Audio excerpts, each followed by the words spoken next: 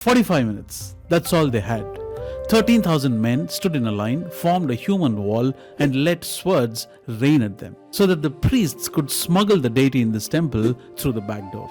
This happened in the 14th century, and the invaders were none other than the Delhi Sultanate. They were charging towards south to plunder and loot the temples in the south. This is Srirangam, a 156-acre fully functional temple, probably the largest in the world. We have bigger complexes than this in Cambodia, but this has to be the largest functional body, located in Tamil Nadu, very close to Trichy. If you think this has been carved or constructed or built in any way, you are mistaken. The Vimana at the Srirangam temple is Swayam Vyakta, which means it is not built by anybody, but the Vimana itself, which is the inner sanctum itself, is Swayam Vyakta. This is believed to be from Brahma, the creator's personal collection. Puranas say that this was something he was able to manifest with thousands and thousands of years of penance to Bhagavan Vishnu, where he obtained this Vimana for himself so that he could offer his prayers every day. It's natural for you to wonder, oh, then it's from the Brahma Loka, right?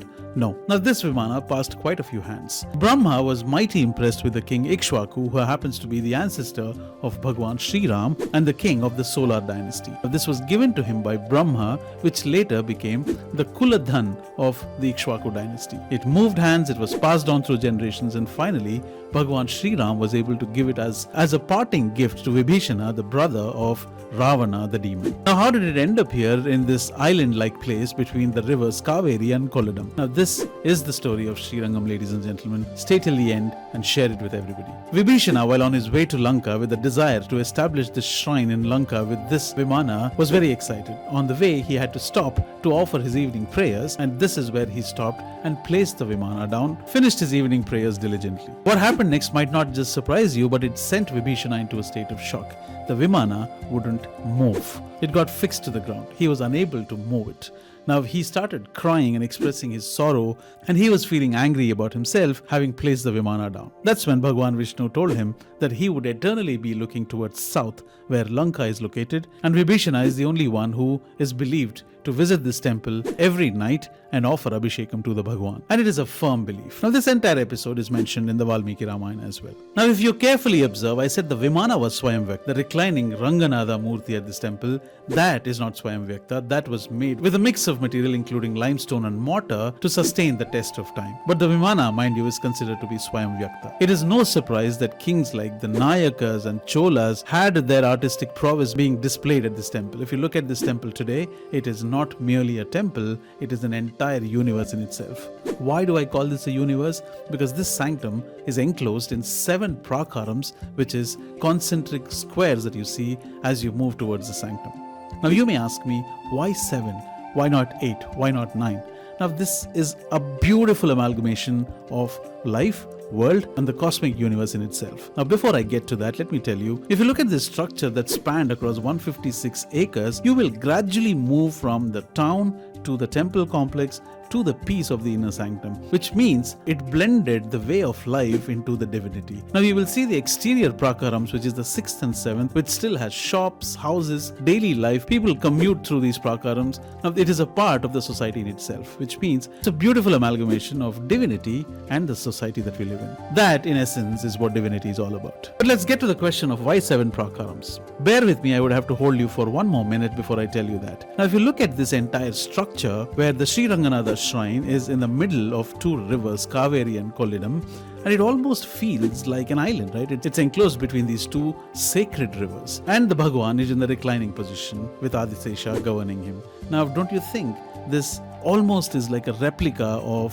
Vaikuntham in itself? Now this is where poets and saints came up with this intriguing mystery that could be the reason for the 7 prakarams. It is believed that when a baby is in the womb, it is enclosed in a sack. Now this sack is believed to possess 7 layers, and within the sack is the amniotic fluid where the baby is floating, just like the God himself. It symbolizes life in itself. Now 7 is a number which represents our own lives today. Spirituality in its essence is less about understanding God and more about awakening yourself. That is the whole essence of spirituality. Now what these 7 prakarams signify is that every day when you wake up, you have just one task. Your task is to overcome 7 of the following aspects. 1, which is the 5 senses plus your mind, plus your intellect or your own ego. This is the cycle of birth. Every day when you wake up, your only task is to overcome and have control on these 7 things. Now that is exactly what is believed to happen as you gradually progress through these 7 prakarams, and by the time you reach the inner sanctum, you're in a state of surrender. Now, surprising things about this complex is how the Vimana, if you look at it, has a golden casing. Now the golden casing here is believed to have used the gold that has been a part of the trade network that happened extensively through this region during the kingdom of Cholas and other kings. Remember, we started this story about 13,000 men who formed a human shield to save this temple. It is time we address the elephant in the room. In the 14th century, when the Mughal forces were charging south to attack the culture, the temples, the women and the loot, this temple was no exception. But the priests, you see, had one choice. They had 45 minutes to plan for an exit. They couldn't move the main deity. What they had to do is the Utsava Murti is what they were able to smuggle through the back door. And it took decades for this Utsava Murti to move hands, to change hands, and eventually make it all the way to Tirupati through Melkote. Another interesting thing that happened is when you're able to smuggle the Utsava Murti, how were we able to counter Mughal forces with only priests at the temple who were unarmed? Now this is where one saint came to the rescue and quickly, hastily built a brick wall right in front of the main deity, making it seem like a wall, and sat in front of the wall in a meditative pose like a camouflage. He made it seem that there was nothing behind this wall, it is just me. Eventually he had to lose his life, and the Mughal forces stationed a very efficient commander to keep plundering the loot, to keep the destruction in motion. And it is believed, the local folklore says, that there was an instance when the commander was very close to discovering this wall. That is when a Devadasi at the temple came, Vellai, which translates to white, came to the rescue. Now, she entertained the commander, enticed him, she took him to the top of the tower and she pushed him from there, and she also jumped just to save herself from the capture and torture. Years after this Mughal plunder, when the Vijayanagara kings finally came to power, that is when they were able to rename a tower and eternally have it painted white in her honor, and that is how you will see the Vellai Gopuram today, which translates to the White Tower. The least we could do when we look at history like this is not to treat this like an Instagrammable spot. This is my humble plea for all the people who are either entering this complex to appreciate the architecture or the spiritual aspect of it, or for the pure love of the Bhagwan himself. Please, let's not treat this as a place where we can shoot our Instagram reels. Now, two fascinating aspects about this temple is how an embalmed body of Ramanujacharya is stationed at this temple. He was instrumental in correcting a lot of inconsistencies at the temple. A lot of practices and a lot of things which were not going to right were set straight by him. Along with that, you will see a place where there is an imprint of 5 fingertips, where the divine consort Ranganayaki of the Bhagwan is believed to have leaned forward with 5 fingers placed on the ground to get a glimpse of the Lord during his procession. This is very, very interesting, and it is so magnificent that if you ask me, forget about the vastness, forget about the greatness, forget about the architecture, forget about everything. All in all, everybody should visit this Ranganatha temple, because it transcends you into a state where you will feel yourself shedding layers as you move through these prakarams.